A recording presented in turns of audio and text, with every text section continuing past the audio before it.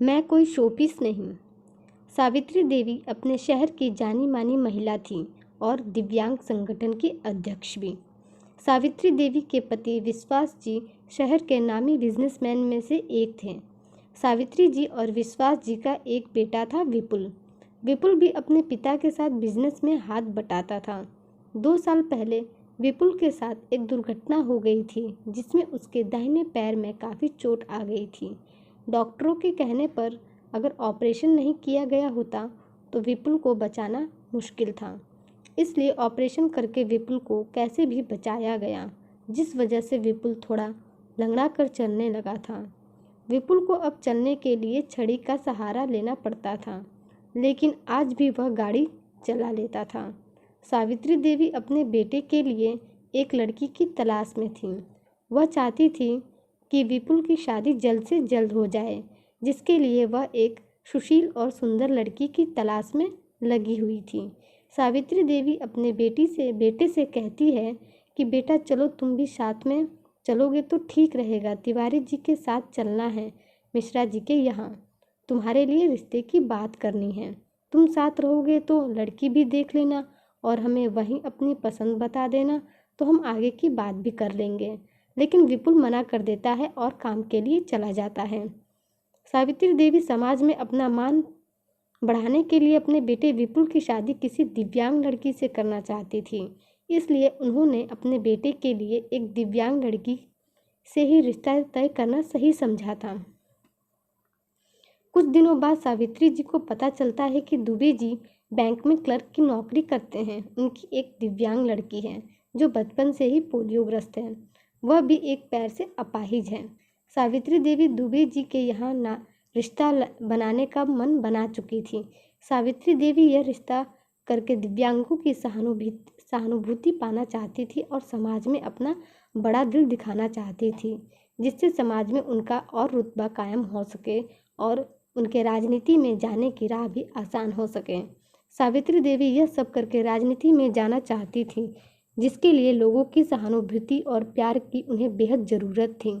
सावित्री देवी ऐसी बहू चाहती थी जो उनके परिवार को और उनके खानदान को आगे बढ़ा सके। उनके घर में किसी भी चीज़ की कोई कमी नहीं थी।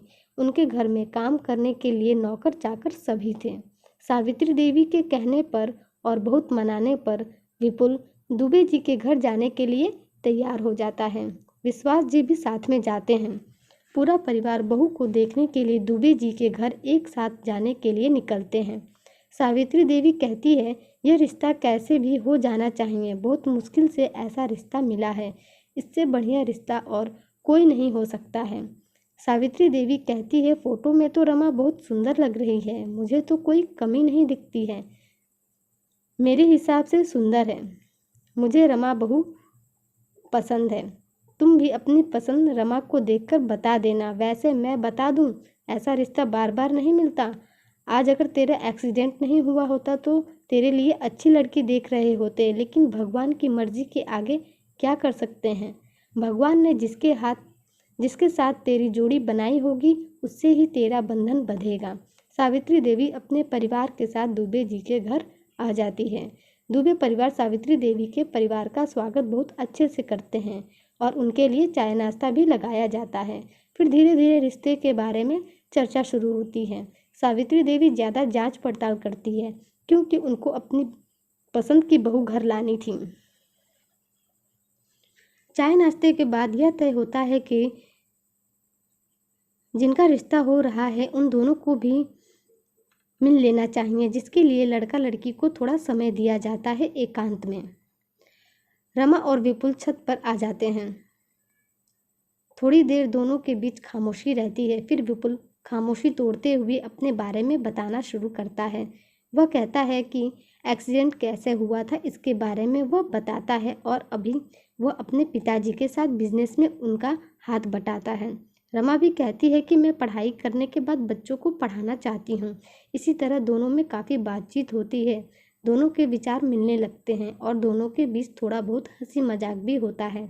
यह रिश्ता दोनों को मंजूर होता है। नीचे आकर वे दोनों अपनी मंजूरी देते हैं और यह रिश्ता लगभग पक्का हो जाता है।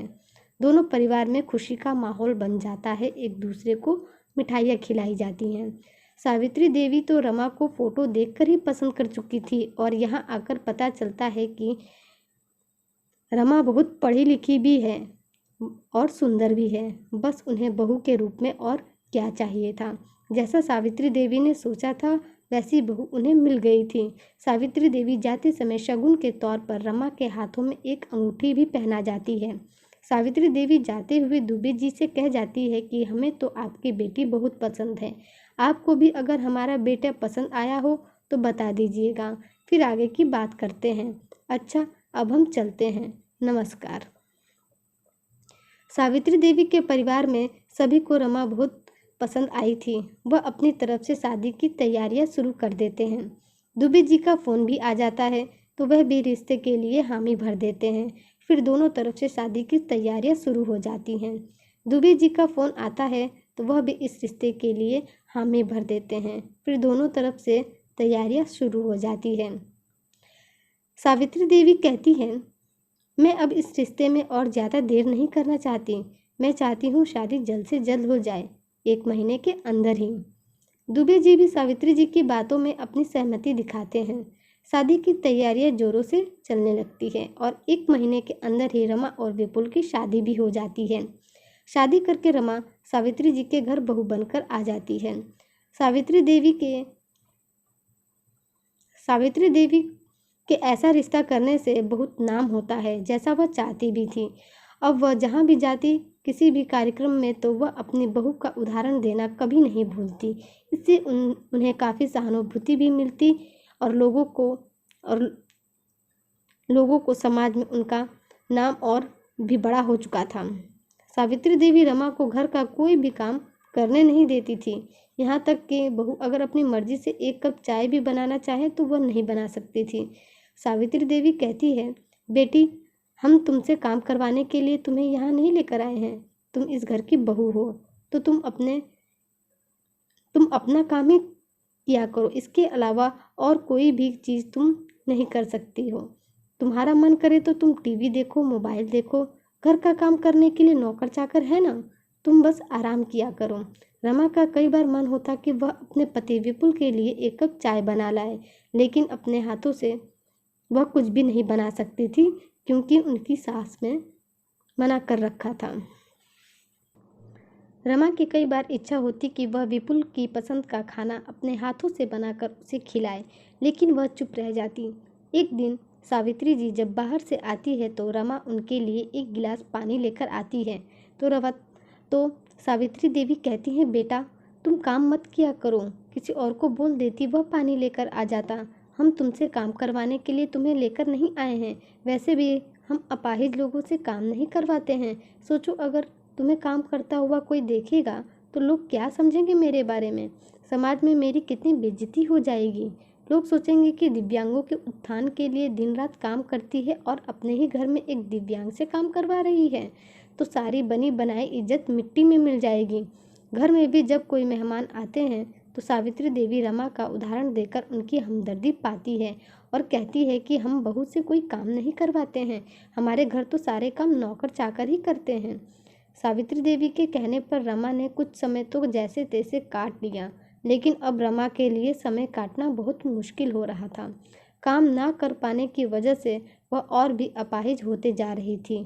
वह अपने घर में अपनी मर्जी से सभी काम किया करती थी, छोटे से लेकर बड़े तक का काम। वह अपने घर की लाडली भी थी और अपने घर के सभी कामों का पूरा ध्यान भी रखती थी। पूरा घर उसकी वजह से खिला खिला रहता था और हमेशा दमकता रहता था। एक दिन सावित्री देवी को घर आने में देरी हो जाती है, तब तक विपुल घर आ जाते हैं। विपुल हाथ पैर धोकर बैठते हैं और चाय की चुस्की लेते हैं तो उन्हें चाय का स्वाद कुछ अलग लगता है। वह नौकरानी से कहते हैं कि चाय आज तुमने बहुत बढ़िया बनाई है। नौकरानी डरते हुए कहती है, साहब जी, आज चाय हमने नहीं बहू रानी ने बनाई है।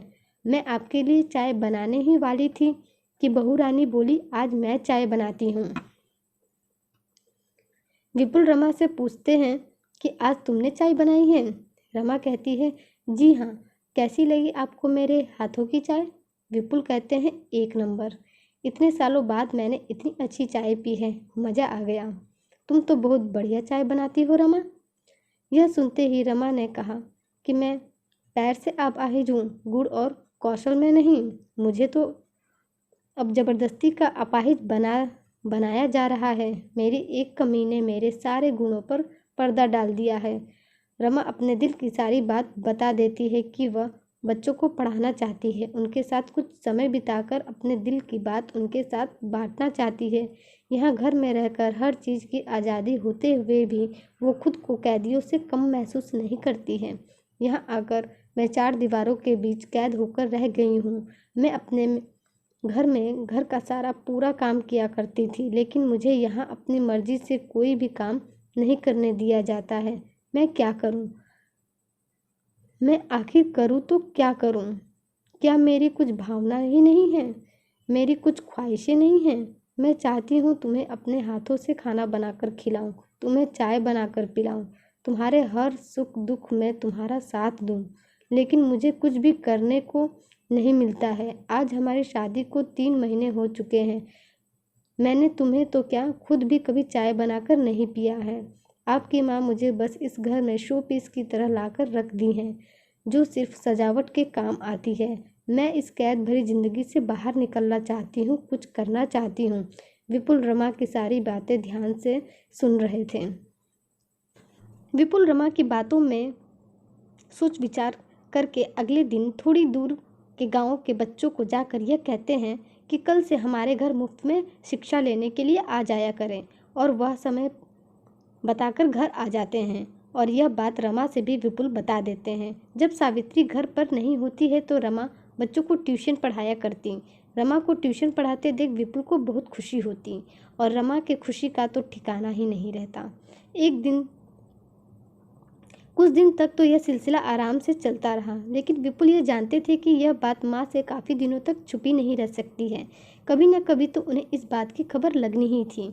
इसलिए उन्होंने योजना बनाई कि माँ को इस बारे में बताया जाए। एक दिन विपुल ने योजना के अनुसार माँ को बिना बताए घर के सभी नौकरों को छुट्टी दे दी। जब सुबह से नौकर घर पर नहीं आए तो सावित्री देवी का पारा 7वें आसमान पर चढ़ चुका था। रमा बड़े प्यार से सावित्री देवी के पास आती है और कहती है, माँ जी आप नहा धोकर पूजा कर लीजिए, तब तक मैं सारे काम कर लेती हूँ, आप चिंता मत कीजिए। सावित्री देवी जब नहा धोकर पूजा पाठ कर रही होती है तब तक रमा घर का सारा काम झाड़ू पोछा कर चुकी होती है और अब चाय नाश्ता बना रही थी। सावित्री देवी की पूजा खत्म हो जाती है तो वो खाने की टेबल पर आती हैं। रमा उनके लिए चाय और नाश्ता लेकर आ जाती है। विशेष जी और विपुल जी को भी रमा टेबल पर बुला लेती है। आज पहली बार पूरा परिवार नाश्ते की टेबल पर बैठा था और एक साथ खाना खा रहा था। रमा के हाथ का खाना खाकर सबको एक अलग सा स्वाद लगता है, जो उन्होंने इससे पहले ऐसा खाना कभी नहीं खाया था। उन्हें रमा के बनाया खाना बहुत स्वादिष्ट लगता है। विशेष जी कहते हैं, आज इतने सालों बाद यह घर घर लग रहा है और हम सब 10 साल बाद इस टेबल पर एक साथ बैठकर कितने प्यार से खाना खा रहे हैं। यह सब बहू के आने पर ही हुआ है। सावित्री देवी को भी विशेष जी की बातें सही लगती हैं। उन्हें अपनी गलती का एहसास हो जाता है और वह घर की चाबी रमा बहू को देते हुए कहती है, बहू मैं गलत थी, तुम अपाहिज नहीं हो, मेरी सोच गलत थी। आज से तुम यह चाबी अपने पास रखो और इस घर को अब तुम ही संभालो। आज तुम सही मायने में इस घर की मालकिन हुई। शाम को विपुल सावित्री देवी को मुफ्त में शिक्षा देने के बारे में भी बताता है और दिखाते भी हैं कि कैसे रमा बच्चों को शिक्षित कर रही है, वह भी मुफ्त में। सावित्री देवी को यह देखकर बहुत अच्छा लगता है कि रमा बच्चों को मुफ्त में शिक्षा दे रही है। विशेष जी भी यह देखकर बहुत खुश हो जाते हैं और यह निर्णय लेते हैं कि वह रमा बहू के नाम पर एक स्कूल खोलेंगे। यह बात सुनकर रमा की आंखों में आंसू आ जाते हैं और उसे अपना सपना साकार होता दिखाई देने लगता है।